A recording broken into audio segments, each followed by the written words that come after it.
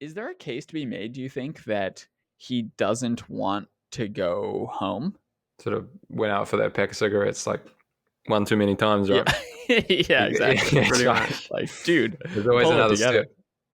She's holding him captive, and she just Yeah, exactly. the incredibly. I mean, that's the question, right? Quote Richard's quoting quote fingers, right? Yeah, it wasn't my fault, baby. You know, amazing.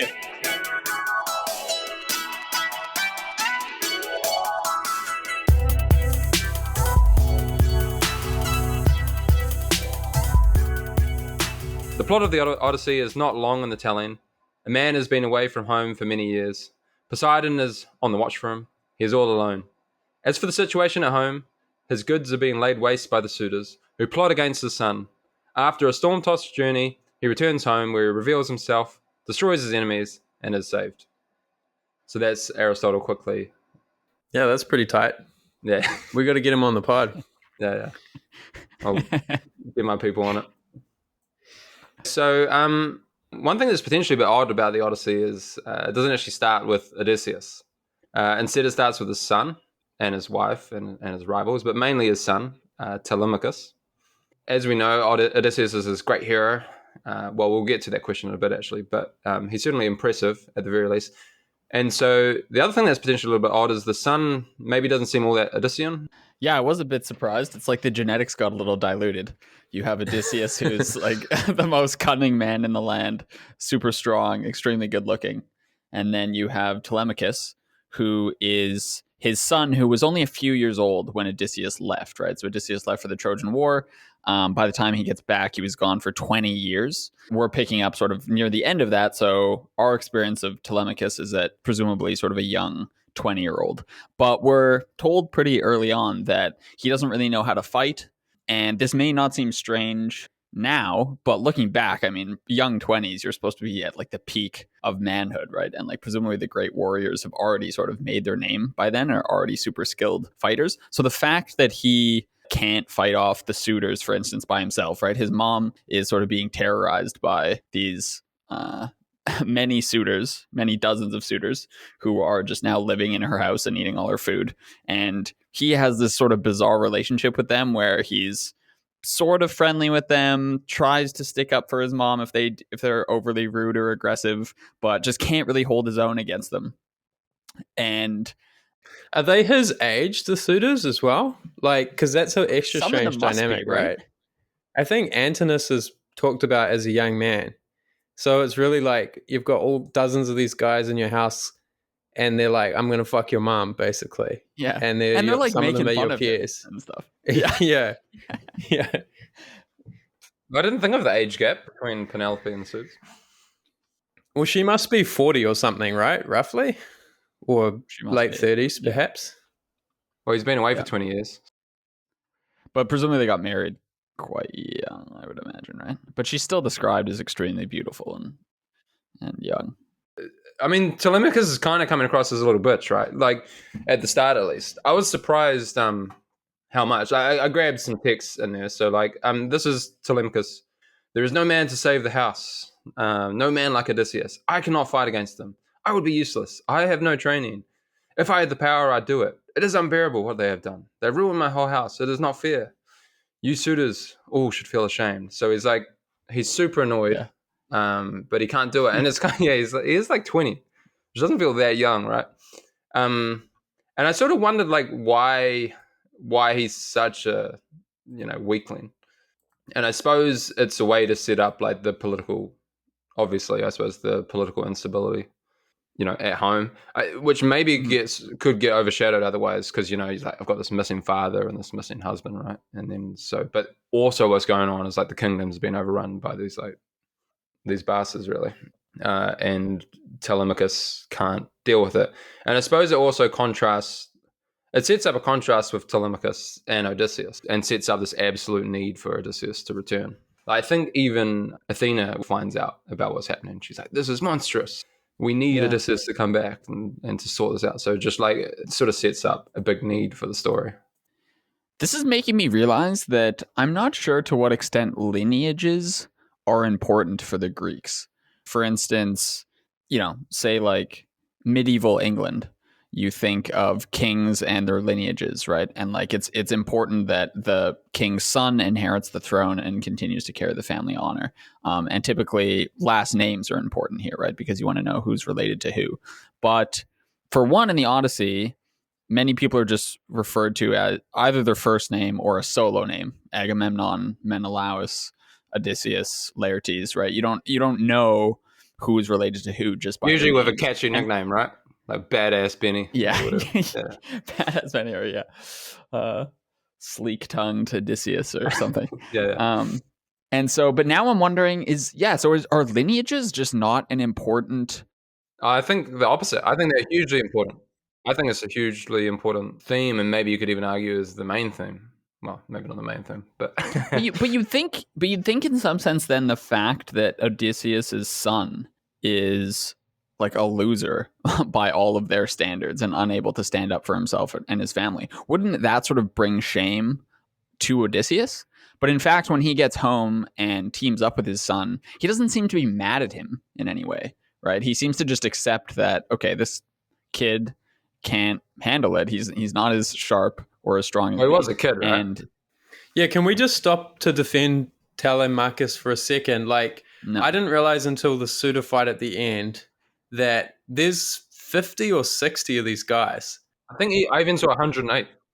Oh, really? Okay. Quoted somewhere. Yeah. Yeah. I don't know it's a where lot. they got. I didn't see that. But So, like, yeah, I mean, even imagine Telemachus is just as good a warrior and just as clever as Odysseus. There's basically nothing that he can do about it either way. I mean, maybe there is. All problems are soluble. But, like, it's not at all surprising that he needs help from Odysseus, and crucially, not just from Odysseus. The gods also From Athena, massively put their thumbs on the scale, which we'll get to when we talk about how the suitors actually get defeated. Yeah, I just want to push back slightly. Like, yeah, he's meant to be kind of like and not a fully formed man or something, but I don't think he's meant to be contemptible or pitiable by he's like a Odysseus kid. or by anyone else. It is a bit funny, I suppose, that he's 20, and I suppose it's because Odysseus has been away for so long. Sometimes I wonder, did he need to be away for 20 years? Because it makes a few things like, Telemachus is a little old, and like the dog, surely it's pretty old for a dog, and things like that. And just like, just make it 15 years sort of thing. Because he's 10 years at the war and 10 years trip. Yeah. And he's not grown up with a father figure either, right? Yeah, I mean, he has other people like Laertes and the swineherd and maybe some other good masculine figures, but he doesn't actually have a dad. Yeah, so there's a few threads I want to pick up on here. So I just thought another reason why he's kind of set up as weak at the front, I said to compare to Odysseus, but there is this interesting line. Okay, well, actually, this ties both questions. So Benny asked about lineages, and I think that actually is a huge reason why Telemachus leaves home. Because one, he wants to find out if his father Odysseus is alive, but two, he wants to find out if his father Odysseus is his father. Like, that's important to him, like, for his identity, and just like, am I king and am I the ruler? So like, you can't just spit in a tube in those days. Yeah, exactly. Like, ask some ancient king. Yeah, so he asked people at the start, and someone's like, "Yeah, you resemble him. You're pretty tall." And Telemachus says like explicitly, like, "I'm not sure." Like, I think I'll quote him here. Yeah, I'm not sure because I'm an idiot and I can't fight. Yeah, I know. He's like, you're worried about it. Yeah. Also implying that his mom might be a hoe. No one trusts Penelope. She's never given anyone reason to doubt them. Even her own son. Wait, she's got 30 guys, man. She's stringing along. Yeah. But he just hasn't grown up with a father, right? And I think he explicitly says, "My mother says I'm a son, but I cannot be sure since no one knows his own beginning." And so he wants to find that out, and he goes overseas and he meets Nestor and Pylos, and then he goes and meets Menelaus, famous from Troy, and Iliad, and Helen, even more famous. And I think Helen's the one that recognizes him. She has him for a dead ringer. She's like, "Man, like, I've never seen someone who looks so much like Odysseus." And it's like, so I think, that's like confirmation. Like, you don't have DNA tests back then, and it's when you look like someone. So can we just also, while we're in Sparta visiting Menelaus and Helen. Can we just pause for 1 second on the fact that it's insane that the entire Iliad was caused by Helen running away with a prince of Troy and causing a war, and then when the when the Greeks win the war, she just goes back home with Menelaus, and now they're like a happy family again. No, Like, it's wild, dude. And I think there is a slight question mark on how complicit she was running away. Yeah, wasn't she kidnapped, or did she go? It's kind of like, but she kind of loved them maybe as well. But I even noticed like it was a bit awkward. I think at one point when they're talking about, it's like someone brings up Troy, right? And she's kind of like, this. I think that she ends up drugging the drink. Like let's have a bit of a party. Yes, I think that's kind of part of it. shit. Yeah, and so also, I mean, there was this other interesting quote. I was just sort of rereading the first 4 books yesterday, and there's this interesting quote where Athena questions Odysseus, and it's when she's questioning his lineage. I mean, here's Fagel saying it, like, few sons are equals of their fathers. Most fall short, all too few surpass them. And Wilson says, it is rare for sons to be like fathers. Only a few are better, most are worse, which has a slightly different meaning. And Lattimore has to be equals of. Yeah, it's just kind of, there's almost like this kind of Freudian, Oedipus complex going on here that like is really setting up like Telemachus, you're not going to measure up to Odysseus. It's like he's like the greatest father you can have, and like she's surely going to have hang-ups. And then I wondered if Telemachus even wanted Odysseus to return, which I think he does, like, obviously in the later books. But I was talking to my partner around there, and she grew up without a father, and she was sort of saying there is this kind of tension inside you, part of you wants him just to be gone forever. And like there's this crisis of not having him in your life, but then there's also this like crisis of like meeting him. Because Telemachus almost like he seems to go back and forth. He's not like, he doesn't start off as super hopeless and then hopeful. At the start he's kind of like, I think Odysseus is not my father or dead, and then he's like, then he goes away, he's like, I'm gonna find him. And then later on, like Athena says he's alive, and he like doesn't believe Athena, and he's just kind of like questioning it again. And I sort of thought he was to and fro in a little bit. We should also say that Athena nudges him, or pushes him rather, to go try and find Odysseus. It's not of his own accord. Athena visits him and says, you now should go look for your father, go look for news of his returning. And I think his motives are maybe a little murkier than you're making them out to be. I think part of it is just selfishness in the sense that, you want to know if you're king. And so, you want to know if your dad's dead or if he's coming home. And like, these suitors are making your life hell. So if your dad came back and was able to drive them away, that would be great for your family, right? So I get the sense it's less about lineage in the sense of, I need to know who my father is. And it's more the practicalities of just wanting him back to make day-to-day life better. But again, he doesn't even do this of his own accord. Athena needs to come down and say, I'll help you, go look for news of your dad. Here's what you should do. She helps him get a boat. She helps him go to Pylos and Sparta in the first place, make sure everything kind of works out for him because he's a pussy and can't make things work out for himself. So yeah, I'm still not super impressed with it. One answer for why he left is just because Athena told him to, right? Yeah, totally. Yeah. I mean, why not earlier, right? I mean, he's been a fully grown adult now for several years. I mean, I think it's also setting up growth for later on when he returns, right? And his histrionics, I think they're surprising because that's the first thing you encounter in the book. Like you said, Cam, it's set in media res and it begins with Telemachus, and you're like, oh man, these Greek heroes are not so tough. But then, as we'll come to later, that's actually not unusual at all. There's a lot of histrionics from tough guys throughout this book. The apple doesn't fall far from the tree in that respect. And that's not actually a sign of lacking manliness or heroism or courage or whatever. The fact that you bemoan your misfortune and cry and stuff like that. Yeah. But I wanted to say one other point, which is this reminded me a little bit of the judge's point in Blood Meridian about a man whose father is killed being euchred out of his patrimony, which is that they're just being lionized and eulogized, and in a way that might not be in touch with how they were as a man, their pettiness and their meanness and faults and flaws. And so Telemachus has the worst of both worlds, where he doesn't have a father to provide him any help or direction in growing up. And his father's shoes are so big to fill, right? Like, everyone is always talking about how wonderful he is. Like, man, that's hard to live up to. Of course he's going to be a failson, or, whatever the Greek equivalent of selling nudes on OnlyFans or whatever, right? Like, it's inevitable. Like, it's amazing that he does as well as he does, I reckon. Well, no, that's too far. We should still look down on him a little bit, but it's not like all that surprising. But yeah, you're right. Like he's grown up without a father, so he kind of doesn't know. Because I think that's the other reason why. Well, maybe not the reason why he left, but it's one thing he got away from going. So like before he goes, Eurycleia. So she's the old nurse, sort of slave nurse that is later famous for washing feet. We might talk about later, washing Odysseus' feet. But she even says, like, sweet child, like, why are you going? She's like, you're the only child. So he's the heir. Like, if Odysseus isn't coming back, like, he's the only one left. Albeit he's not sure about that. But if he leaves, like, it's going to be even worse probably for his mum and the suitors. So like, there's this risk of going. Like why are you even going?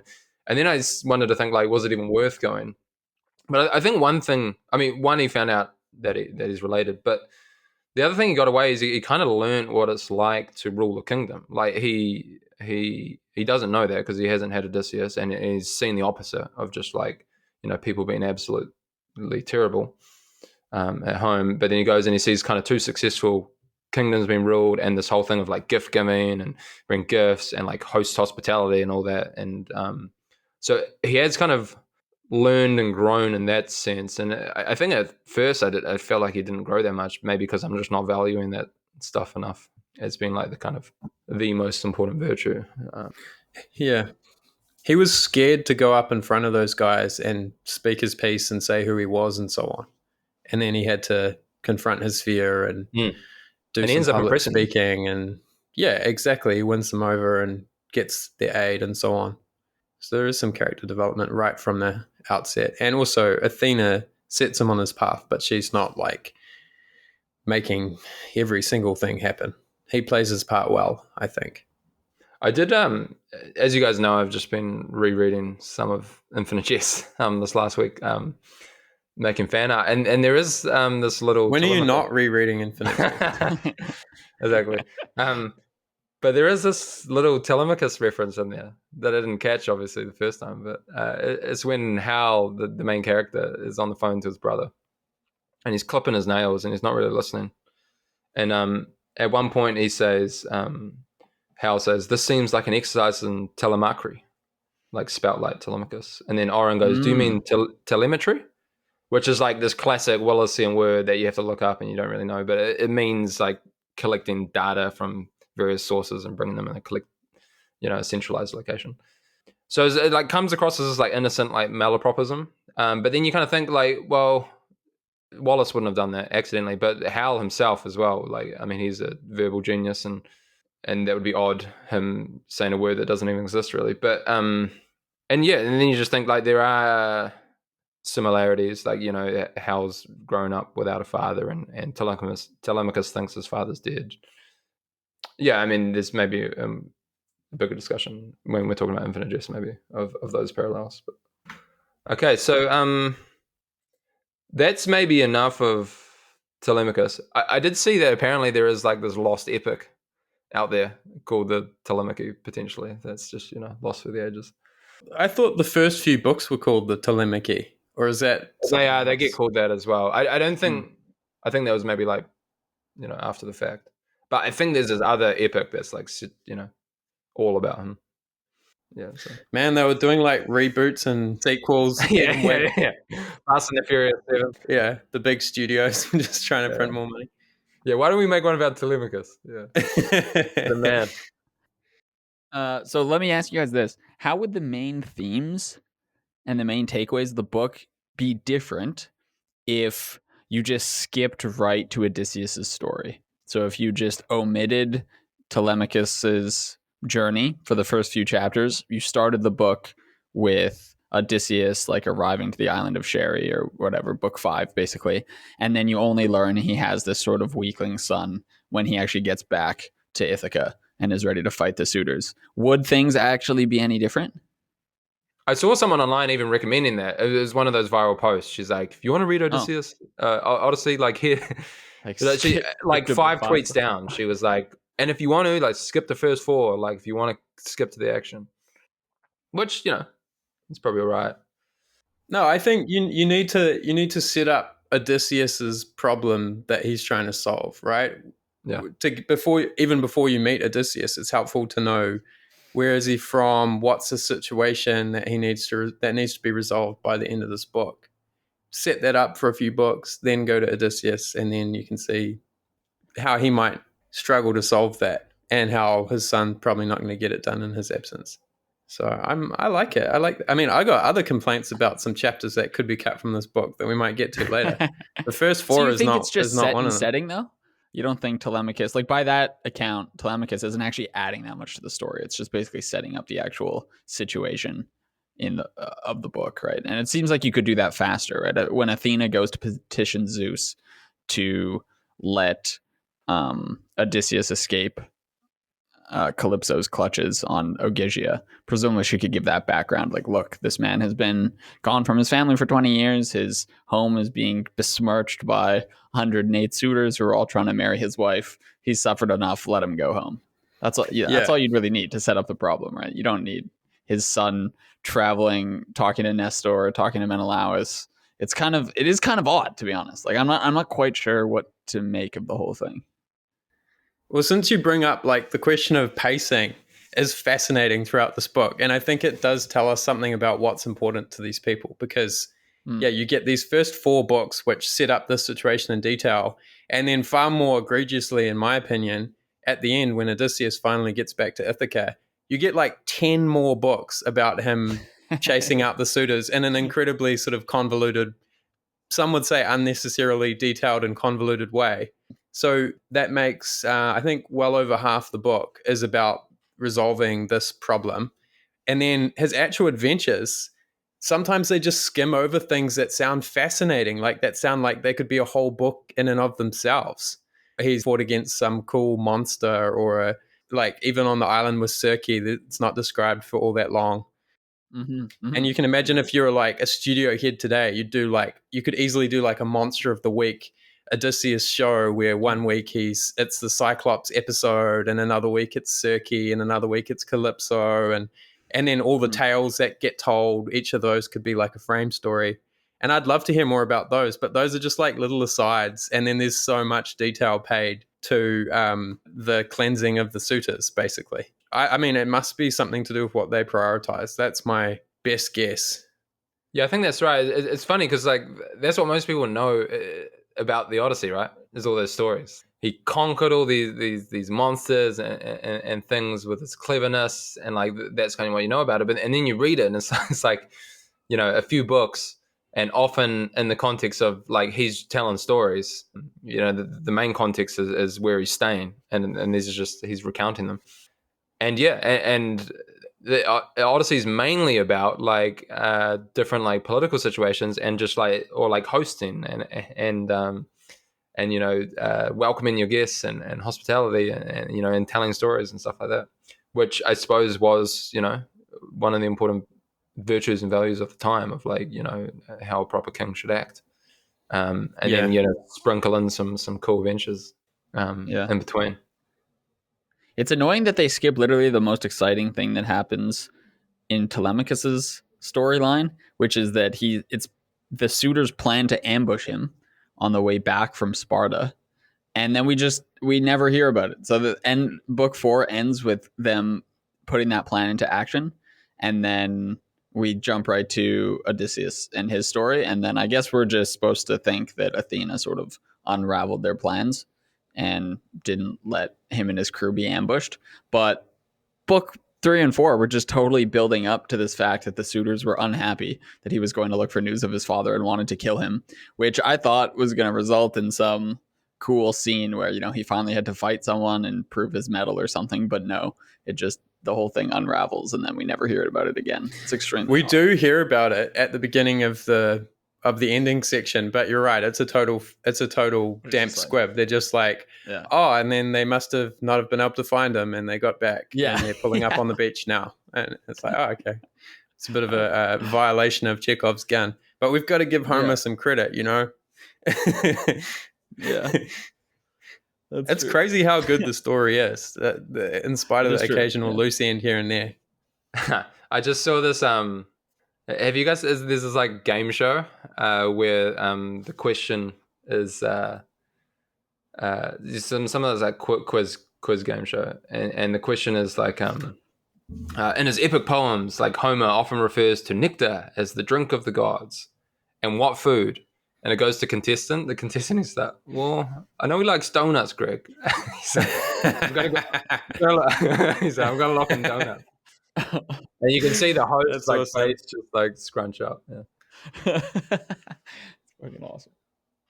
All right, should we talk a bit about Odysseus? Yeah. Take us. Yeah. So obviously, in many respects, Odysseus is the prototypical Homeric hero, right? He's strong, cunning, brave, exactly what you'd expect of sort of the perfect Greek specimen. And so then I was trying to think, well, okay, is the narration glowing about him the whole time? Like, do they only talk about his virtues, and is everything he does tinged with respect and admiration? And then I was thinking, no. So there are times when it feels like the narration is sort of negative about him, sort of implying that he probably fucked up. And he's complicated. A few of those a few of those seem to be around the Cyclops, right? When they're almost escaped. We talked a bit about this last time. They've almost escaped, and he turns around and taunts the Cyclops, and then that almost gets them caught again. Then there's the whole thing where he's sort of secretive with his men about the bag of wind that Aeolus gave him, which happened pretty quickly, but basically he didn't tell his men what the bag contained. The bag was given to him to help them speed their way back to Ithaca and to make the. And you can trust those bitches, man. Yeah, it doesn't tell his men what's in the bag. They think it's treasure. When he's asleep one night, they open it and the winds escape and then push them way off course again. And hence. Imagine like a giant whoopee cushion. Yeah, exactly. That's honestly what I was thinking. Open the bag. It was a chair. Yeah, you can definitely imagine the animated version of that where it's just the bag volume of ship pushed all around the world. And then maybe at the end when he's maybe slightly too bloodthirsty and wants to kill the townsfolk who are railing against him because he had taken revenge on the suitors and killed them all. And then Athena has to step in and stop there being more bloodshed. So you could maybe argue that's sort of a time when he's taking things too far. And so there's some parts where he's maybe portrayed in a negative light. And then I was thinking, okay, is there a case to be made, do you think, that he doesn't want to go home? Where he's like doing all this, he's having adventures with his men. Maybe he wanted to stay with Calypso on Ogygia permanently or something. I'm not sure if you can summon that sort of textual evidence, but I'm curious what you guys think. Sort of went out for that pack of cigarettes like one too many times, right? Yeah, exactly. Pretty much. Like, dude, there's always another step. Yeah. I mean, I think with Calypso on the island, so she's this goddess that, he's there for ages, I think. Like, he's there for seven of the 10 years. She's holding him captive, and she just exactly. Be incredibly. I mean, that's the question, right? Richard's quoting quote fingers, right? Yeah. It wasn't my fault, baby. Amazing. She was gorgeous. It was my biology. And I would go down to the seashore and I would sit there and stare at the horizon and cry every day. I promise you. I never let her give me head on the side of the bed. Yeah, so I mean, I think there is a bit of that. Like, he's not there in his free will. She's not letting him go. Does Rich want to maybe talk about what he thinks a Homeric hero is? Also, some key attributes. Yeah, Rich would like to do that. I think the way that Rich will approach it is that I want to compare like what I had in my head, my preconception of what a Homeric hero is, and then how it was subverted or refined a little bit from actually reading this book more carefully. So I think the idea I had in my head is very much coming from, especially like Bronze Age Perverts book, which I read a year ago or something, and this sort of Nietzsche light stuff that we've talked about the will to power, and Dostoevsky's conception of the extraordinary man, which we talked about for the better part of an episode in Crime and Punishment series. But the central idea is just that you are this person who is not concerned with maximizing the goodness of your actions. You just sort of just do whatever pleases you and exert your will and influence over the world and everything in it, which means like physically claiming space, like taking dominion over things, over geography, over people. And that is the highest form of morality. And so partly that aligns with Odysseus' behavior. So we talked about a couple of the traits last week, which were arete. How do you say that? Arete? Yeah. Don't ask me, man. Yeah, I think so. Yeah, pursuit of excellence, and kleos in particular, which is like this desire to become famous and to have your name remembered, to seek glory by doing great things, and to have others respect you and give you the respect that is due. This kind of mafioso respect economy thing. So that's all definitely true. One thing that slightly surprised me is I think those are more about adherence to social norms in some way rather than trying to rebel against them, because you still are trying to kind of impress people or want people to talk about you. You're quite interested in other people's conception of you, which seems like somewhat at odds with what I would consider a true heroic figure, or at least my preconceived notion of what a true heroic figure would be like. Yeah, here are some more meaningful ways in which my expectation was subverted. The first I mentioned before is that, like a small thing maybe, but Odysseus cries like a baby, right? Like, Yeah. seriously. Described Like, as wailing at one point, I think. he's wailing, he's sobbing, he's ugly crying. And it's not once. It's like, I really wanted to count up all 7 years on the island, and then later when he's hearing the poet, and it's all the time. Yeah. I wanted to count up all the instances, but it must have been 10 times, I reckon. And it's accompanied by sort of emo style self-pity, where he's always talking about how he's the unluckiest man alive and woe is me. And it's just interesting how that particular notion of masculinity has varied so much throughout history. And like when if I've read Bronze Age Pervert, I can't imagine him, like, it's not what springs to mind, the idea of someone sort of being very self-pitying and very emotional and willing to weep over your own plight and the plight of others. Like, he's really sad about his bros who got killed, and he's really sad about losing his men, at least some of the time. And it's not just him. Also, it's like his soldiers cry at least one time that I noticed. So he's not even unusual in that respect. I suppose this is the reconciliation that he kind of does something about it. You know, he has this kind of will to power type thing of, conquering or taking revenge on his enemies, really, and just showing like he's not.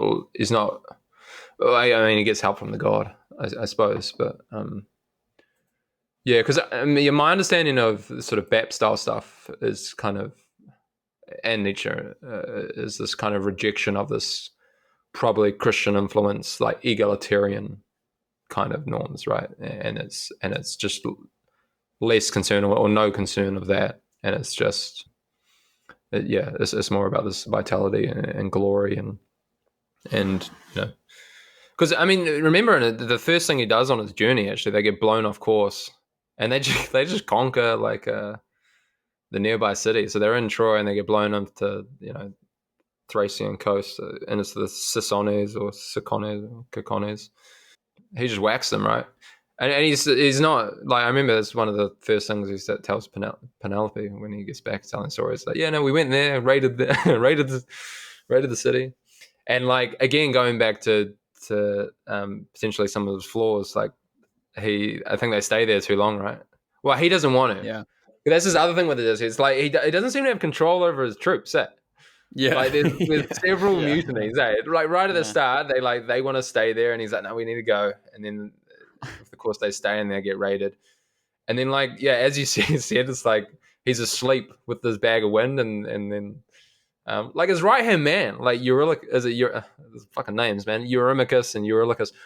I think Eurylochus is the one away with Odysseus. He's like his right hand man, but he's always trying to like one up him, mate. Like he's like, let's open the bag. Yeah.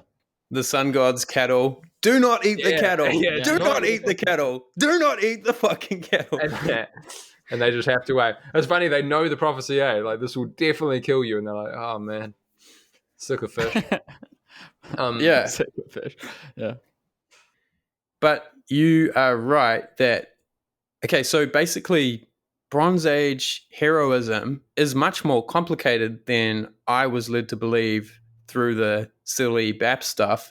It's much more nuanced, and I'm way more sympathetic to Emily Wilson actually reading some moral complication or into these characters and into this text, which I think it's not a stretch, and it does exist in there, because you have Odysseus, who's clearly being pointed out as displaying hubris, right? And his actions are condemned. So there's lots of bloodthirstiness, but there's also like lots of wistfulness about wanting to escape from violence to some degree.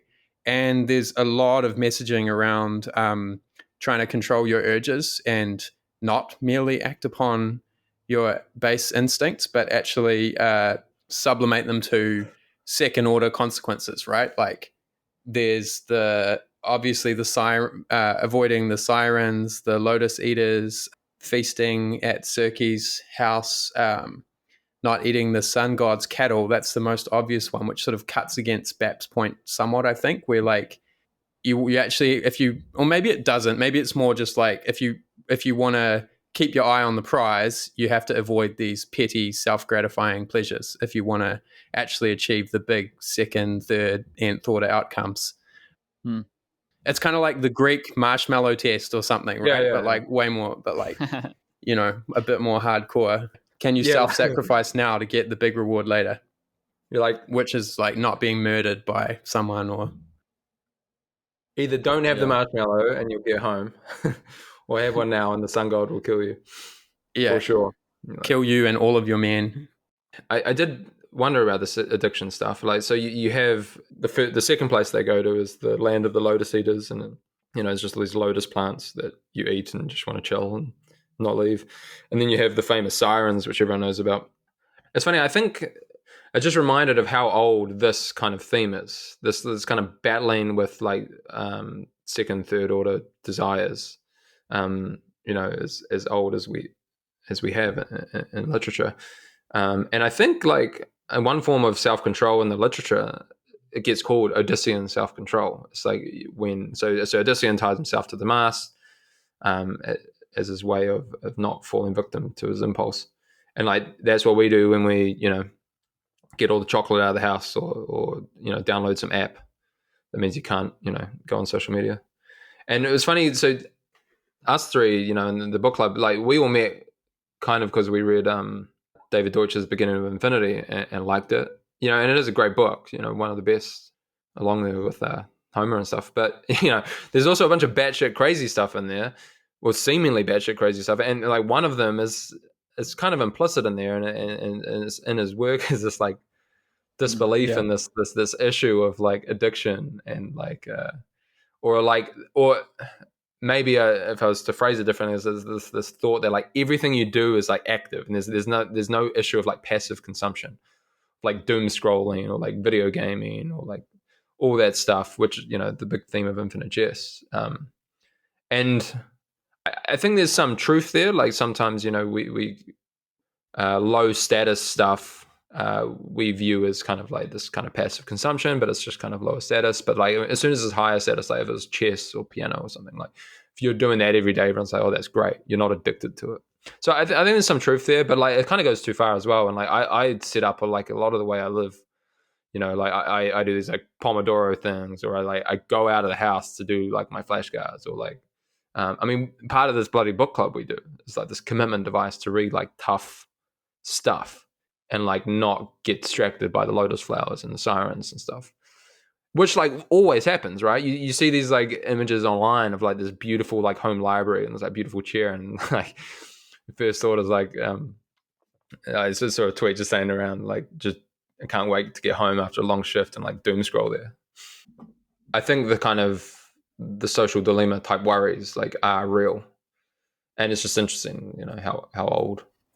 And how sophisticated the problem solving is here, because as you point out, I actually used this. I used a lot of Odysseus's story when I was writing my book in the section on akrasia, which is sort of also the Greek name for that state, not necessarily of addiction, but of having two competing desires in your mind at the same time, of wanting to do something on some base or instinctive level, and of not wanting to do it because it interferes with whatever your long-term goals are.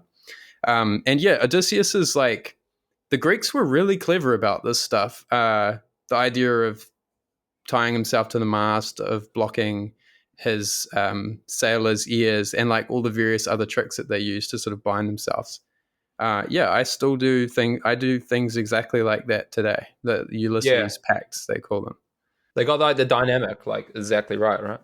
Yeah, and I also came to believe that like my take on this is that there is no such thing as willpower, really. That all you ever do is guide and channel your impulses in one direction or another. And so the way to do that is to change your incentive structure and environment accordingly to channel your energy in one direction or another. But I don't believe that.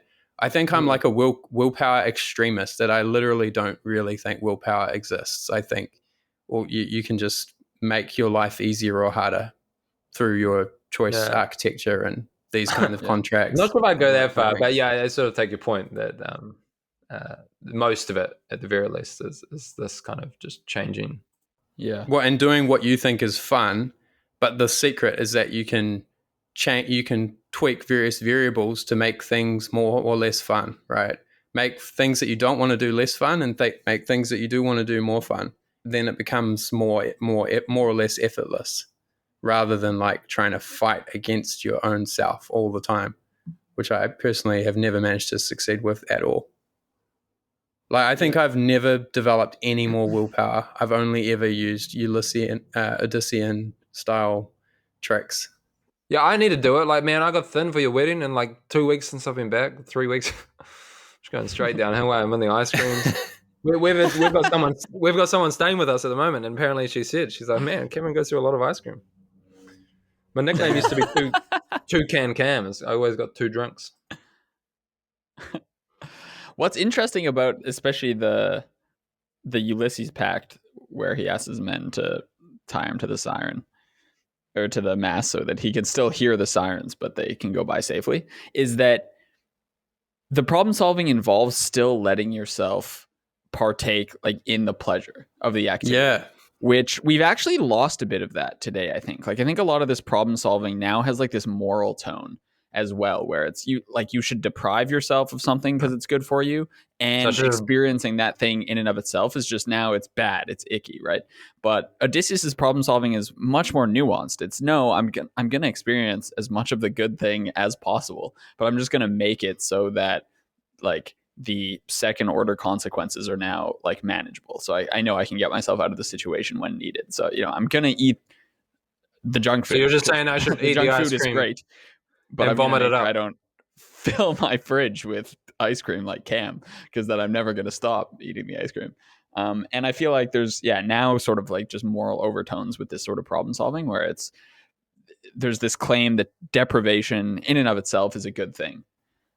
Whereas that's not what's being done in the Odyssey, right? It's like deprivation is necessary insofar as it helps you avoid certain problems, but deprivation in and of itself is no good, because here, like, experiencing pleasure is still a good thing.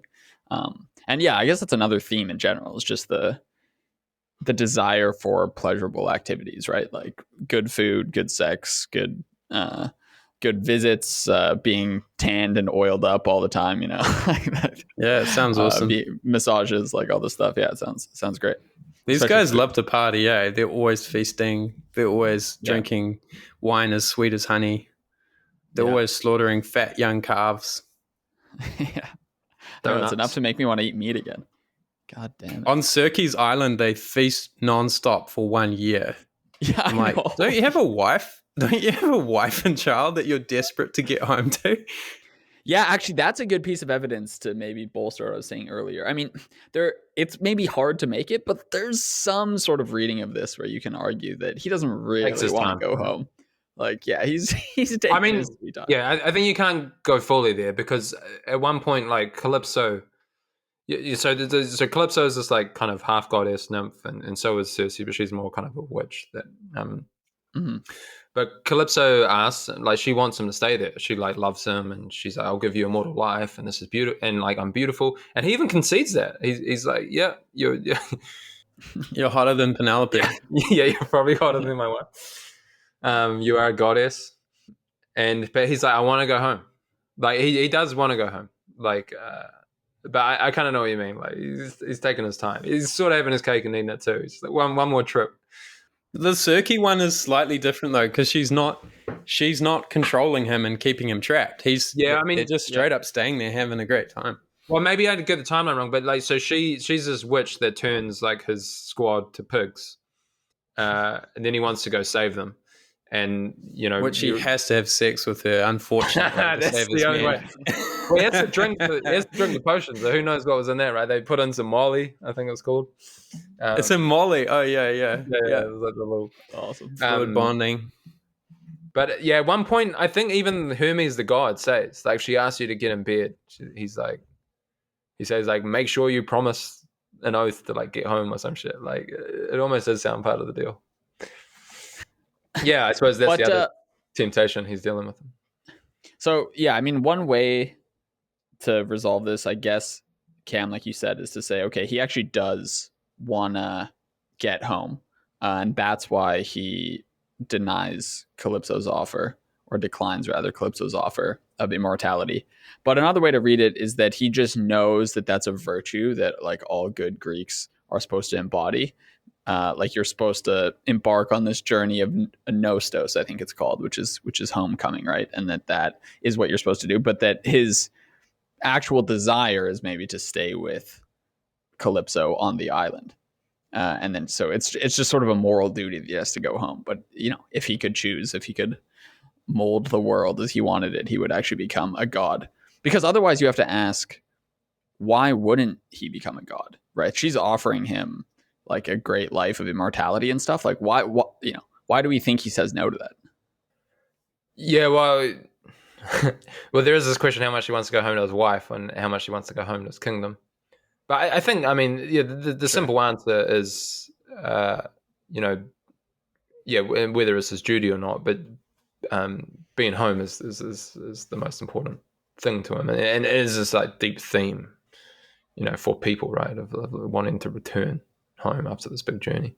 I get the sense that it's less to do with affection for his wife and family, and it's more to do with assuming the mantle of reassuming the mantle of king of Ithaca as his sort of duty to that land.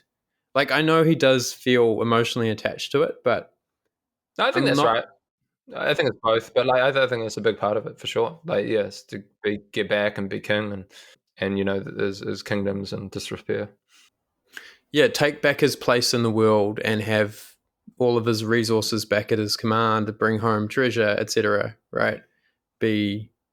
So I'm not sure how much of it is the intrinsic allure of home itself versus like the extrinsic sort of social status type stuff of having your correct position in the world. Yeah, I mean, he does want to get back to his wife as well. Like, it certainly sets up, like, it directly contrasts with Agamemnon, who was also at the Battle of Troy and leaves to go home. And his wife Clytemnestra has left him for another man, cheated on him, and they ambush him and kill him. And Odysseus talks to him in the underworld, and he's just saying, like, damn, she got me, sort of like. And yeah, but it like sets up a direct kind of foil or contrast of like his wife. One was like Her fidelity was not pure, but also like they killed him, and like watch out, like when you get home, watch out. So he kind of knows that he can't trust everyone when he gets back. He knows it's going to be dangerous, but he wants to get revenge. I think that's driving him, and he also, he wants his wife to be faithful and there for him as well. I think the text is probably telling us that. Is this a good time to talk about like how long is a reasonable period of time to move on your missing husband before you move on? Yeah, 20 years, and you've probably been together for like 5 years, maybe. So yeah, I mean, it's crazy. I mean, yeah, I have thought about that. I mean, I mentioned this last time, but I was just watching a really good TV show, Prisoners of War, which Homeland is based on, where two soldiers are captive away for 14 years and both finally return in Israel. This is like an early 2000s TV show.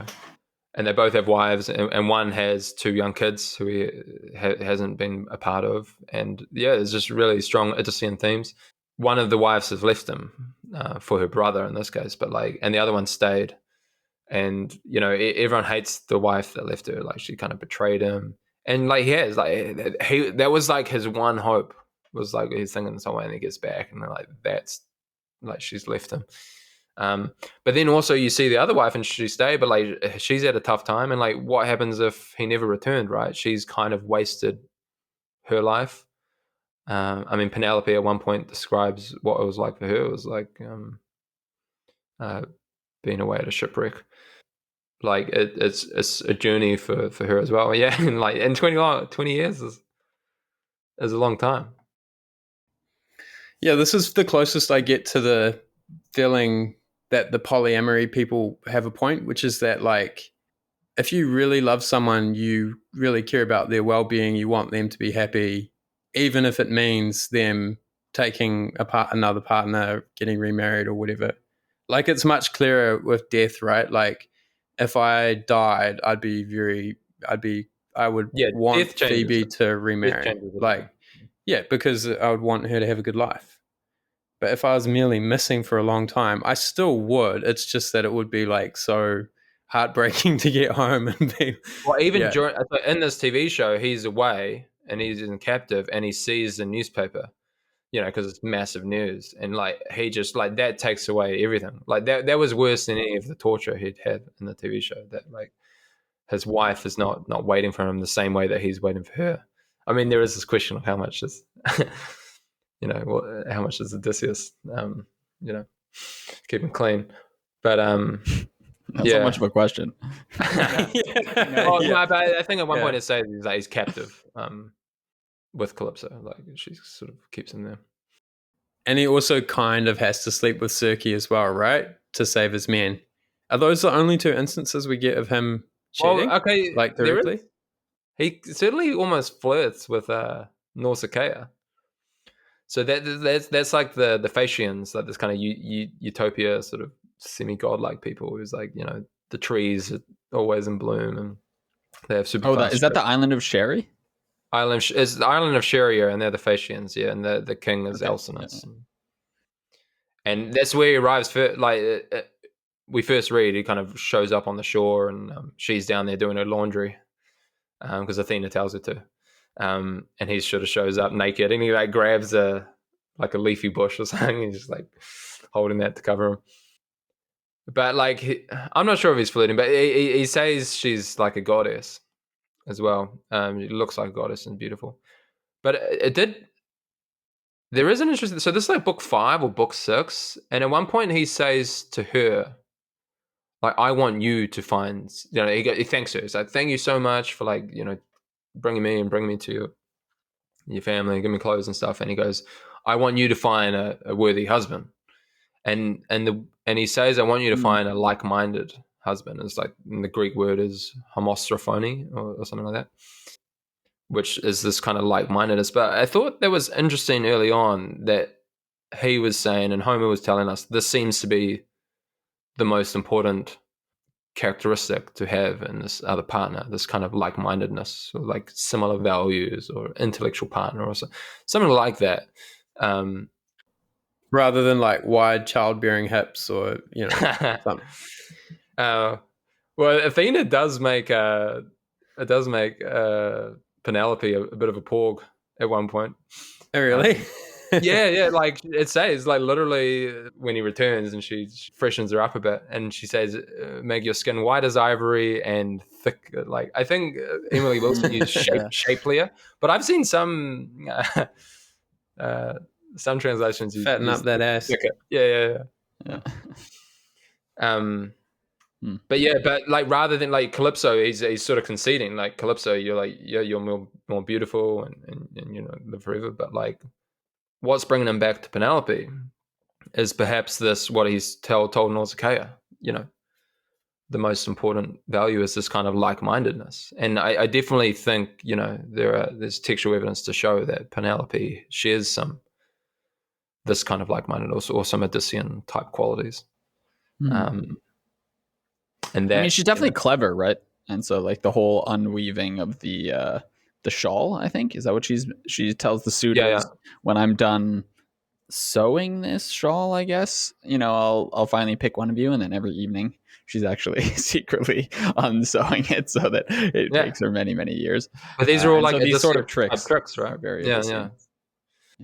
The test with the bow and arrow, which reveals who Odysseus is. Yeah.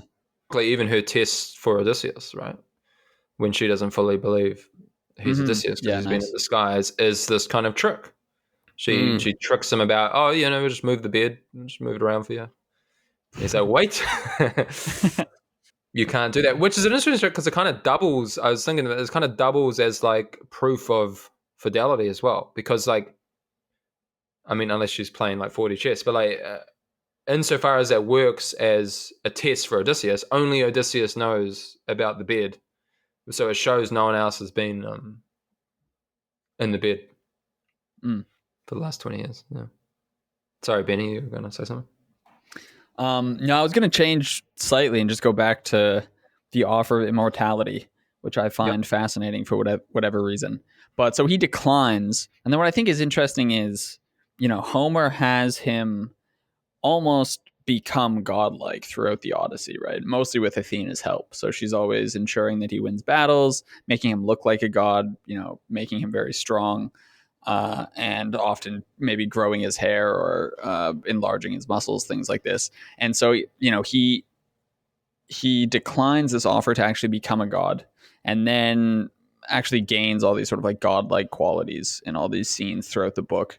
And you know, I'm wondering if the lesson here is just something as simple as you should not aspire to be the gods themselves, but you should aspire to sort of like be like the gods as much as possible. But it's anathema for humans to actually try and, you know, become gods or like usurp the actual positions of gods and this sort of thing.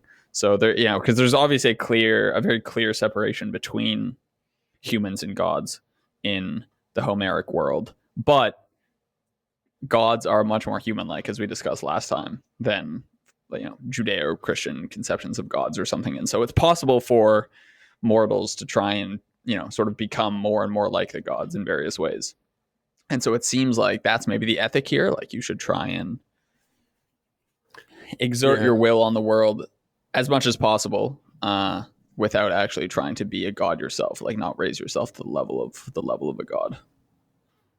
Yeah, I think that's right. There's like a real vein of fatalism here and of knowing your place, which again doesn't gel or mesh very nicely with what I would consider the notion of heroism, which is sort of spitting in the eye of God, basically. Yeah. So, and another way in which like a simplistic Bronze Age mindset type reading of Homeric morality seems wrong to me, which is that like the idea of being an extraordinary man is to do exactly as you please and to have no masters above you and so on. But everyone in this book is just very different to the gods, and I think you're right, Benny, that there maybe is that warning that you shouldn't, that there's two classes of beings and sort of never the twain shall meet. Like the bit which I've noted down is when Eurylochus says, so they're on Helios's island and they've been told don't eat the cattle because that will seal your fate, you will all die. they're going hungry, they're fishing and scrounging food, waiting for the wind to change. And Eurylochus says, "I would prefer to drink the sea and die at once than perish slowly." And he's sort of invoking them to like eat the sun god's cattle, and then we'll ask forgiveness later, which is kind of like rock and roll, right? He's like, "Fuck the gods, like I don't care. I'm going to live like a man," which is what I would consider to be the Bap style morality. But in fact, in Homer's story, that's the wrong decision. That Poseidon sends a storm and they all die, and that, he shouldn't have done that. Whereas Odysseus is more like the goody scold who's being like, no, don't do that. We were told not to. We mustn't eat the cattle. There is like this class of beings who you must defer to. And the other interesting thing there, talking about, well, we haven't talked about yet, but like female characters, and we got a little bit into the gender politics last time, is that the most powerful man in this book is like a bug compared to the least god, really. Like Calypso and Circe both have not absolute power over Odysseus, but like he is their plaything to varying degrees. And then Athena is like the coolest, most badass character in this entire book by far. And she's a incredibly deadly skilled warrior, and she's a woman. And she's not like a pushover amongst the gods or a lesser god. She's like front and center. She's Zeus's daughter, sprung straight from his head. So that's interesting too, that like the best man is worse than the least female god even, right? And if you think that the ancient Greeks were, very patriarchal and so on, then I think that also tells you exactly how concrete that division is between mortals and the deathless gods. Yeah, nice. The gods are very intriguingly egalitarian, right? So even the fact that Athena is able to petition Zeus to send Hermes to get Odysseus released from Ogygia, this is against Poseidon's wishes, right? And Poseidon, in some sense, is a higher god than Athena. Like he was of the original cast or the original generation of Olympians, right? He's sort of like Zeus's brother, and Zeus got the skies and Poseidon got the seas, and Hades got the underworld, and and Earth belongs to all three, and so these gods are sort of equal, and yet Athena is able to petition Zeus to basically overrule Poseidon, and so there's no sense that male Such gods a daddy's definitely. Well, Zeus is the boss, right? But yeah, no. I mean, it is interesting, that the gods, both genders are. I think Athena herself is actually a little bit unclear sometimes, but often gets talked as a woman. Wait, what do you mean? Athena is straight up a female, isn't she? I thought. What do you mean? She's in some portrayals she's a bit androgynous in some sense. She also has masculine traits. I mean, I think Wilson herself takes a political motive in which she talks around. She translates her as child of God rather than daughter of God. It says daughter of God, but I think she wants to emphasize that Athena. I think Athena is kind of an androgynous god, although mainly talked about, or always maybe talked about as a female. And this. You mean her story. appearance is androgynous? Like she's got stick poke tattoos and like a baggy Yeah. sweater. Just small tits or something. I don't know exactly, but I know there's like a take out there that Wilson herself, I think, feels, endorses as well. Yeah, I mean the other interesting thing is the gods just do a lot for the people, right? Like there is this take of like how much does Odysseus or Telemachus or whoever like deserve this kind of hero status, because like not all cases, but like almost all cases kind of like, well, the god did that or the god helped that, and you wouldn't have done that. I mean, at one point they talk about his impressiveness at Troy, and he did that himself. Like, he was the mastermind behind it, and disguised himself as a beggar and then and stuff. But like these days, I mean, there's even disguises, right? Which I don't love in this story. Like the gods just changing how people look. Like they make Odysseus like look old and shriveled, and then they just make him look like all powerful, and they turn Penelope into a like fresh porg, and like it's just a little bit weird. Like I don't. What don't you like about it? Like cheating, like Yeah, I just found it a bit plot cheating. armor. It's kind of like he gets home to his wife and it's about this like-mindedness, and then it's just like, oh yeah, make you both look like bomb ass, and I don't know, it just. Some of it's weird, like when he gets to Ithaca and Athena disguises it so it looks like it's not Ithaca, and then she approaches him as a little girl, but then she's like, "Welcome back. Don't you recognize Ithaca?" It's like, what was the point of?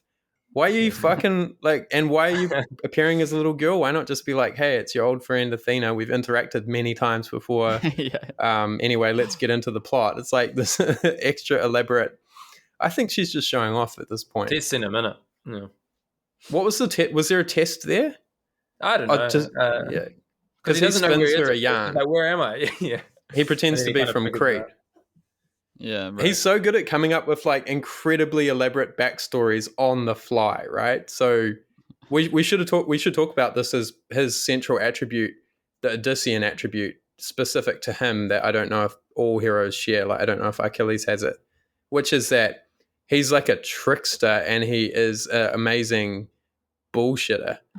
So when he gets to Ithaca, he is trying to keep his identity secret. Fortunately, Athena's given him this old man guise, which I'm imagining is like the jackass, bad grandpa kind of prosthetics. Yeah. So he visits his good, faithful slave. Is it Eumaeus? I can't remember his name. Eumaeus? Yeah, Eumaeus. And obviously he asked, "Where are you from, traveler?" And then Odysseus just like spins this huge convoluted yarn about how I can't even remember what it was. But he's got like details, right? It's yeah. not, yeah. It seems plausible. When he meets Penelope, he tells her this like long ass fake story, and like, yeah, he's just able to effortlessly trick people and fool people. Even right at the end when he talks to his dad, right? He tricks him as well. Yeah. And some of it seems excessive. Some of it seems like, okay, yeah. I mean, he's doing the loyalty tests and stuff. Those bits make sense, or he has to conceal his identity. But I think he like revels in it and is even proud of it. There was one bit where I thought the text even suggested that like lying is fine and good or admirable. I'll just see if I wrote it down or not. Well, in any case, like he's not that embarrassed to be called like. Is it talking about his grandfather? Because when it flashes back when he's a young kid and how he gets a scar, they mention his grandfather, and he was the lord of the thieves and lord of oaths, or I think Wilson calls him lord of thieves and lord of oaths. But like that's his epithet, which Odysseus inherits a little bit. But like there's this impressiveness there. The guy who named him the unlikable one because he's like, I don't like anyone either. So yeah, the boy named Sue. I did read this cool fun little thing around Odysseus's scar. So like he has this scar on his leg, and which gets recognized by the old nurse slave Eurycleia, which also like made me think. Because at one point, Penelope offers someone to clean Odysseus. And he's like, "Do you have someone old, like an old woman?" And she's like, "Yeah, I got just a person." And then like this person is the one that raised Odysseus. And she's washing his feet and then recognizes the scar and knows that it must be Odysseus. And he's like, "Make sure you keep this quiet because I'm going to ambush everyone." No, he doesn't say that. He says, "If you let the secret out, I'll fucking kill you. And I don't care that I used to like feed from your breast and you raised me." Another little moment where I'm like, man, this guy kind of sucks. Yeah. But I did see this cool little bit of commentary around his scar being like what is used to identify Odysseus. And then it goes to this backstory of how he got it. And he's this young kid and he's boar hunting, with his elders. And he goes out, he can't wait, and the others hold back. The adults hold back, and he's this young kid, and he can't wait, and he goes to hit the boar, and the boar kind of gets the better of him, and he gets a scar. But like the very thing that identifies him, like that's not very prototypical. That's not very typical of Odysseus. Like Odysseus, part of Odysseus' virtue, as well as these, wiles and cleverness, is this kind of like patience. Like a lot of the times, like it's his men that like are not patient, and that they want to feast, and they want the cattle and stuff like that. And he has this restraint, and even when he gets home as well, like he disguises himself, and he has this restraint. Like he doesn't say who he is, even with his wife. Like at one point, it's saying like his sort of heart's beating a bit, but like he keeps it cool, and he just knows like he needs to get the job done. But like the very scar that this comment was, the very scar that identifies him is this kind of inversion of what he is, and I suppose what he's grown out of. When he was young. Of impulsivity. Yeah, impulsivity, right? Scar of impulsivity, which I thought was kind of nice. Why does he hide his identity for so long when he gets back? Like, what is the point here? I was getting kind of frustrated reading these last few chapters, honestly, when he just wouldn't tell anyone, because I couldn't quite I am Odysseus. what the point here was. I mean, I can understand not revealing yourself to the suitors so that you can effectively ambush them, but to not reveal himself to Penelope, and it took him a long time to reveal himself to his own son, to his father, etc. The only person he trusts, and still after quite a long time, is sort of the older slave hand, I guess. I forget his name, but and he's the kind of the only person that knows for a long time. And so like what was going on here? He had opportunities to let people know who he was. And so is there just there can't just be in and of itself a virtue of deception? Presumably it's for some sort of reason, right? Just constant lying and trickery. Yeah, exactly. Wherever you go. Never say who you are. Yeah. Well, and part of it's he's testing loyalty, right? I think to contrast again to Agamemnon, who gets home and gets ambushed. And like so sure. he can't necessarily trust everyone, so he wants to test the loyalty of the slave hand, and who kind of passes with flying colors, and he wants to test the loyalty of even of his son and of Penelope. Like he can't trust everyone. It's not just the suitors, and he wants to test everyone's loyalty. And then I think that's the main reason why. I mean, unless your question is like, he did it a bit long. Yeah, I think it took him long, and I don't think he really tested. So he definitely tests the loyalty of like the slaves that are still working for them, because he wants to know that they'll be on his side when it comes to the fight, and so that's all practical and makes sense. But he doesn't really test Telemachus's loyalty, and presumably Penelope's is spoken of for like her loyalty should be evident from the fact that she hasn't married anyone else and has waited 20 years, right? Yeah, I mean, I suppose. I think he wants the opportune moment, right? Which is another big thing in Greek philosophy, is like waiting, like what you were saying, Cam, is patience, and then striking at the exact moment. And I think that would be, and the idea would be that you don't want anyone to preemptively give you away, or maybe like inadvertently reveal that you know who they are, right? Because his plan does hinge on, so just to cover the incredibly sophisticated plan that he and Telemachus and Athena hatch up together, which is like comic book level silly, but basically the suitors are all invited into the hall. They lock, he gets the slaves to lock the doors. He and Telemachus hide their weapons, except for they leave themselves like a sword and a spear for themselves. And then that's when Penelope does the contest with who can string Odysseus's bow, right? To see which suitor is kind worthy of her. Cinderella shoe contest, kind of. Yeah.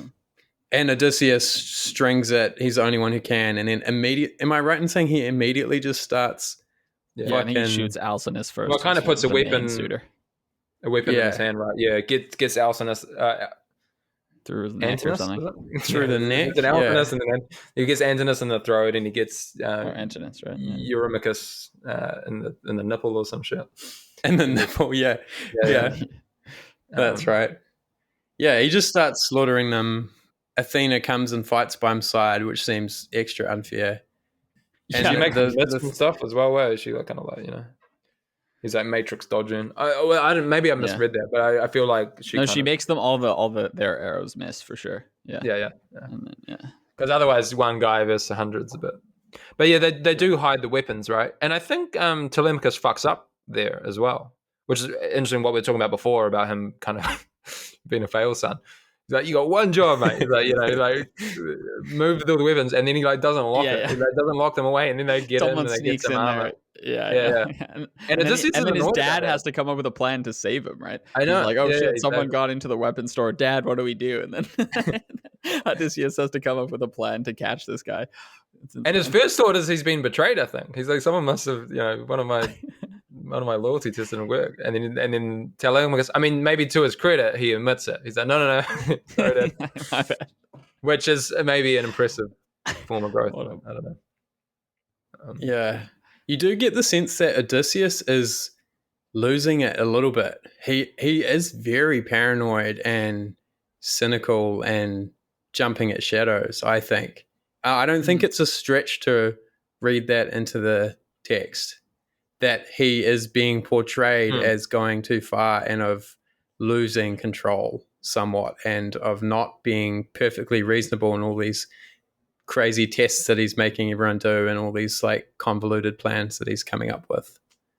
Especially when he's ready to kill all the townsfolk, right? I mean, he's literally their king. And presumably part of the reason he wanted to return home was to take up the mantle of leading these people again. And then as soon as he gets home, he's ready to kill them all instead of trying to bargain or talk them down or anything. And, throughout the whole book, he's portrayed as this very clever trickster who can talk himself out of most situations. So presumably there would have been a way for him to talk the townsfolk down, get them to lay down their arms. But he's ready. He's ready to fight. At that point, he's just going to keep slaughtering people. Yeah. I mean, part of it is the Bronze Age mindset of like, that's not necessarily as bad a thing as it sounds to us. But I didn't read him as literally his denizens, right? That's what's so odd. Well, I know there's maybe I'm. Yeah. Well, the suitors all had families. Like some of the suitors were from Ithaca, for instance. For sure. They weren't all foreigners. No. Yeah. Yeah. I didn't read him as necessarily paranoid though, as well. I mean, we know from our vantage point, we know Penelope is not going to betray him. But it definitely, I think it sets up in contrast that he really has to worry about this. Like this is, and like Agamemnon congratulates him at the end. He's like, like thank God, like you're so lucky, kind of like. But like that's what could have happened, I suppose. Yeah. Yep. That's true. Yeah. Fair enough. Where do you guys land on the slaughter of the suitors? And maybe I'll broaden the question out a bit. Like, where do you land on Odysseus as a person? As good a guy? Complicated? I mean, to be honest, Odysseus confuses me a bit. Maybe to just start with the suitor question, though. I mean, I think the most straightforward reading there is simply that revenge is okay when people have actually done you harm. And I think, coveting another man's wife in this case is viewed as just, a bad thing. And so I think I think Homer's writing it thinking that the reader is going to be very sympathetic with the death of the suitors, and then possibly thinking killing the townsfolk is too much. But I didn't get the sense in the narration that we should be like hesitant to see the suitors killed. I got the sense that we should sort of be elated that they're finally getting what's coming to them. Odysseus as a hero for me is a bit less clear. I mean, I think had this been written in the modern day, I think you would have seen a slightly different arc. So I think you would have seen something like Odysseus doing something maybe in the Trojan War or something that would have like earned him the respect of the gods. And then that would have won Athena over to his side. And then Athena would have helped him get home because he had like done this, good deed, whatever that good deed had been. But that's not really how it unfolds, right? We're not really privy to the reason why Athena favors Odysseus so much. We're just told that she's sort of been on his side from the beginning. She also, I guess, was helping him kill people during the Trojan War and beforehand. So she's sort of just chosen him as a human to favor, which is pretty arbitrary, right? A quick bit of background context is that I think Aphrodite supports Troy in the Trojan War because, like, Paris, the good-looking brother that takes Helen, like, she kind of loves him, and like he chooses her over Hera and Athena, I think. And then they're like, well, fuck Troy. We'll go with the Greeks then. And then like Ares is that the war god. He's like married to Aphrodite, so he supports Troy. So I think there's a little bit of background of like why they chose. But yeah, I think also like, but that doesn't tell you why they chose just Odysseus becomes, out of all. The Greeks, Odysseus just becomes like her favorite. I think maybe because he's maybe like Athena, right? He's like clever and impressive. But my point is, she also bolsters his cleverness and his impressiveness, right? He wouldn't be nearly as impressive. Look how great he is. without the Look how help great of my God. son is. You're doing it all. Yeah, look how great he is. Yeah. Like, look how jacked he is when she, he's just eating You pigs literally on made Circe's island for a year. Like, presumably, him and his men would get fat without the intervention of the gods. And so I think that's what I struggle with the most, is kind of, there seems to just be like an inherent arbitrariness built into all of like the who is a hero, who dies, who wins, who are we supposed to look at with fondness, who are we supposed to dislike. And yeah, it's a little hard for me to get around that arbitrariness. I think some of the big moral themes we touched on last time a bit, and like I think some of them are clear, but just in terms of who the gods favor, why, like, yeah, it's hard for me to get around that sort of arbitrariness. Also, Athena kind of puts her feet up for a bit. Like, it's Hermes actually that's helping him when he's away. Like, Hermes comes in and convinces Calypso to go, and then Hermes goes to Circe's island and like said, and like Athena's kind of just like, and as soon as Odysseus gets back, Athena's like, okay, I'm here also, now, and yeah. Also, she disappears when he's about to drown. When Poseidon's wrecked his ship, and now he's trying to swim to Sherry and he almost drowns, and it's only because of the goddess Ino, I think, who gives him this scarf or whatever that he can float on. So yeah, it is weird. It's like she abandons him sometimes. Yeah, I don't know. Where do you guys come down on Odysseus? I mean, probably similar to you guys. I think like he's pretty cool. And here's the Will do. It's from the guy who also loves Tony Soprano and thinks Tony Soprano is the hero. But yeah, like, I mean, Bronze Age morality is not the same as our current morality. So you sort of have to just be mindful of that, really.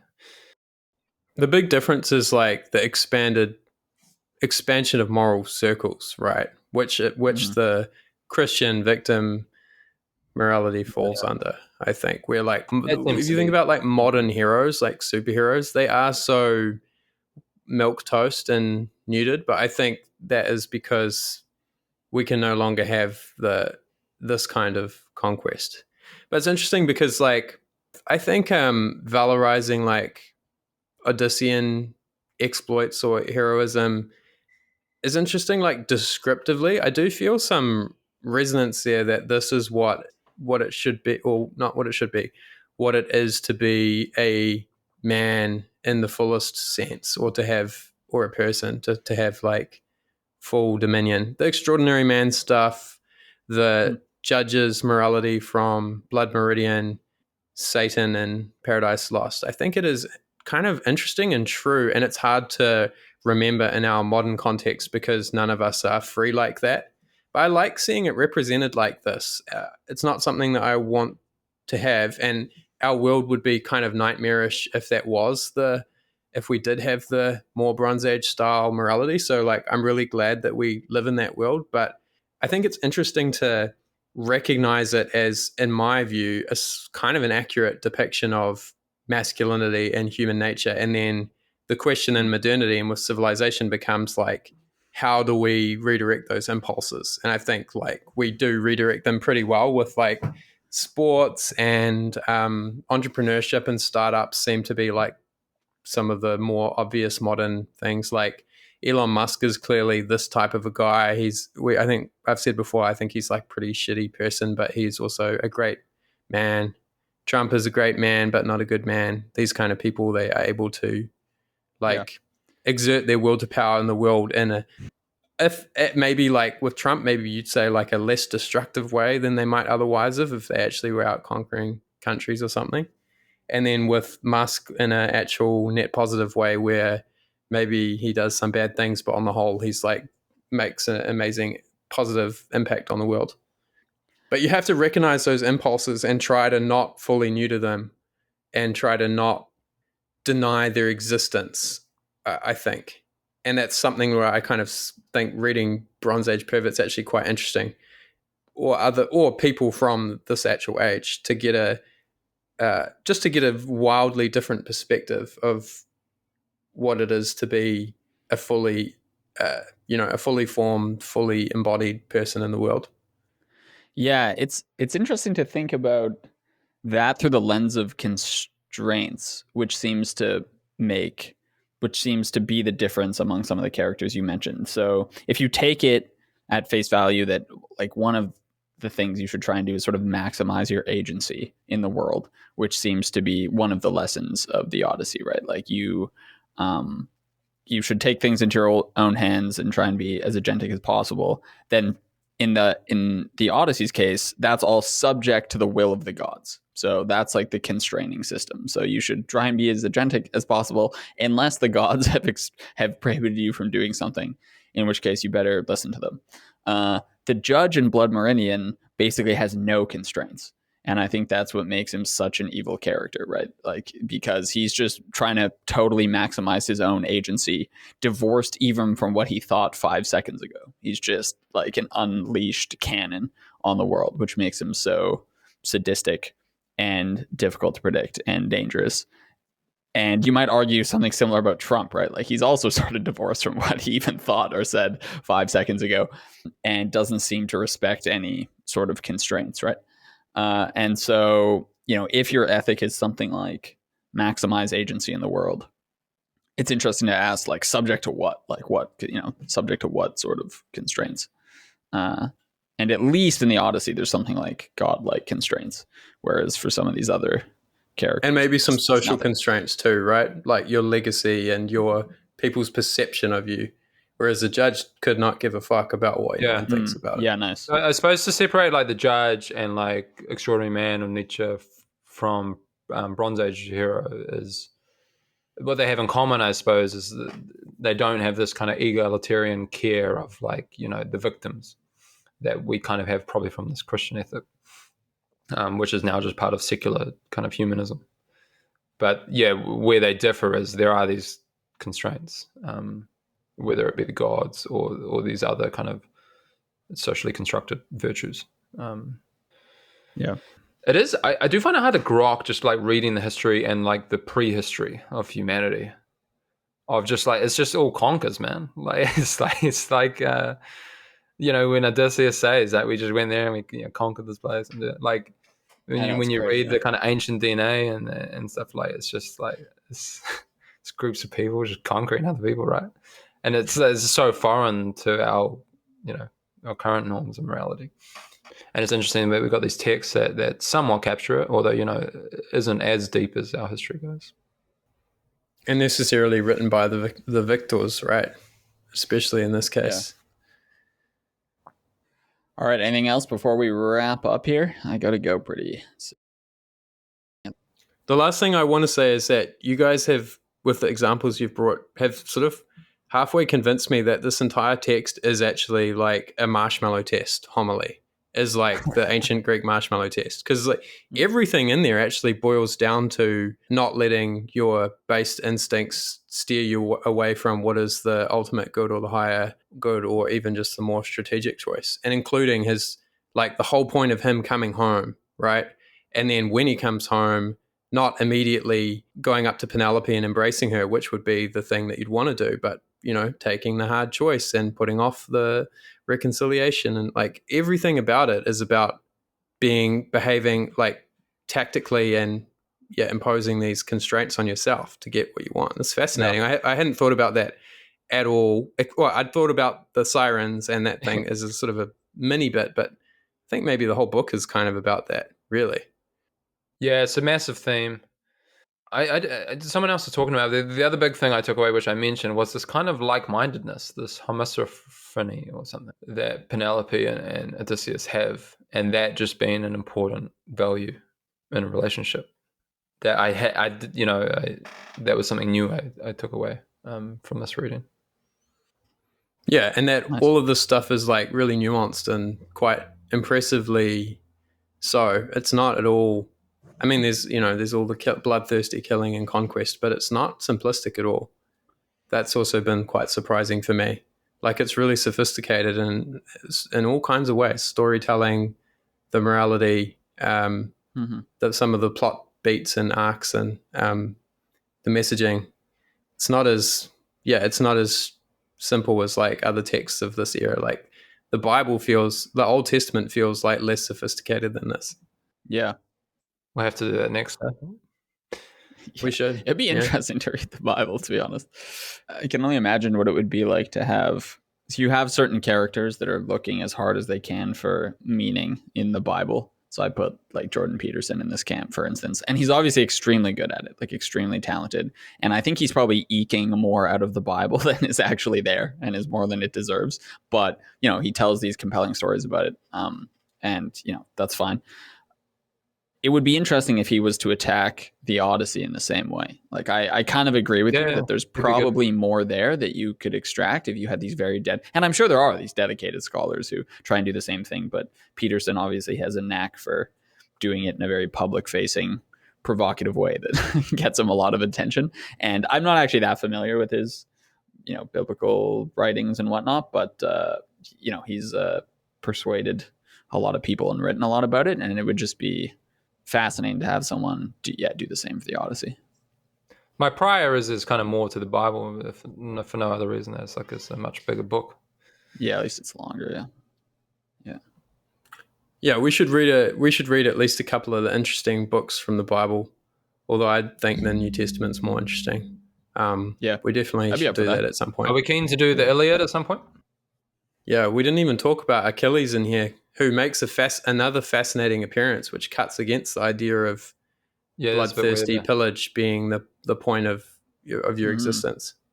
And it seems to go against the Iliad, eh? I mean, Achilles says, because he gets met in the underworld, and he says, well, went with such glory, and Achilles said he'd rather just be a swineherd or something, than the lord of everyone in the underworld.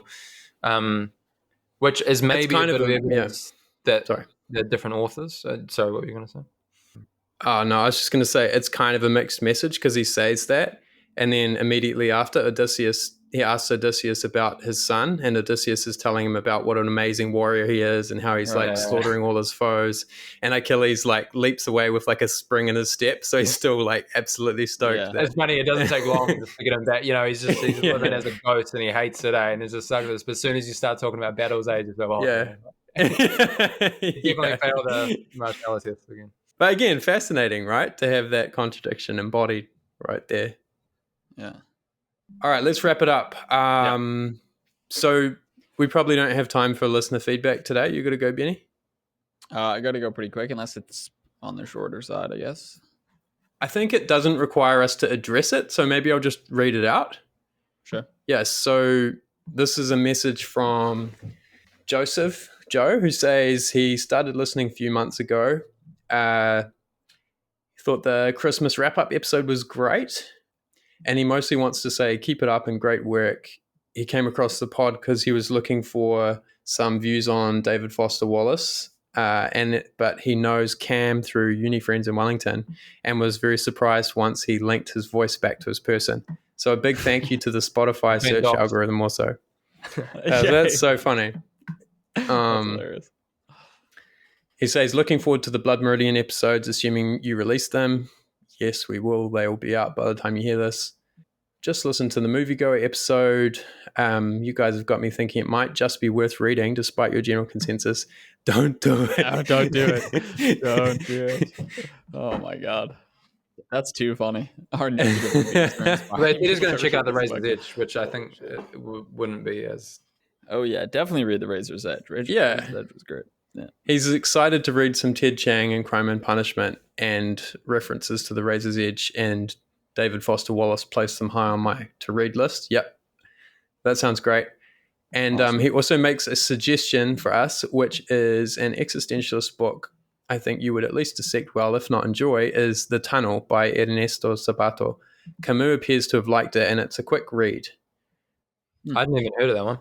No, I've actually got a copy of that, so we should look into it. Well, yeah, it's very short as well. Yeah, Cam will love it. We've gone literally weeks without reading an existentialist book. Yeah, let's do it. That'd be Well, fun. Joe Yeah. might also like our next book, Don DeLillo, Yeah. White Noise, if he wants to grab it. Yeah, so Benny, you picked that one out. Do you want to say a little word about that if people want to pick it up and read along with us? I don't know if I have much to say. Our next book is White Noise by Don DeLillo. Do I know what it's about? No. It was ranked high on our massive spreadsheet of books, and I own it, which was a particularly Athena told you to read it. Yeah. Yeah, exactly. First time I've done it. And White Noise, also the working title for this podcast, before we found out that Cam is part indigenous. Oh, I thought you were actually talking about our bad sound quality. I was like, Yeah. that's too funny. Imagine that as the podcast title. You'd be fighting with all the White Noise soundtracks on Spotify. Yeah, SEO would be completely fucked. Or someone downloads it and tries to go to sleep, and they just hear these horrible What New the Zealand fuck is accents. That was like on the top of my Spotify Wrapped one year, which was like White Noise. But now they've taken it out of the algorithm as Nice. your favorite songs. Then it's White Noise and Rain Noises. Nice. Cool. All right. Sweet. Anyway, thanks to Joe for writing in. He says, your podcast is already great and likely will only get better. The vibe's positive, and I love knowing there's a curated list of books to read that have some great discussion to listen to after. So it's fun that people are kind of doing it in that way as well, like taking some inspo for their reading list.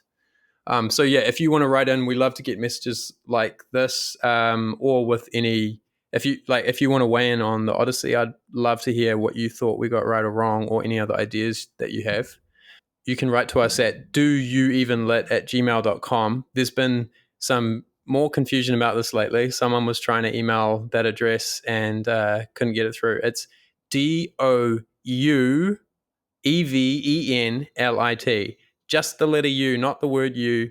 Some other motherfucker is parking on that domain, which is insane. I have no idea why they have it, but there it is. So write in, doyouevenlit, just the letter U @gmail.com. Or send that other email account a bunch of spam to get them to delete their account. That would also. No, apparently I suggested that, but apparently it's bouncing back. It's like, I don't know, a server error or something. What does that mean? Does that mean they're not even using the address? Yeah, that's odd. I mean, normally that would mean the address is not it's not serviceable, like it's not in action. Yeah. But you can't get it. So maybe I should try get it again. Yeah. We have to change our name.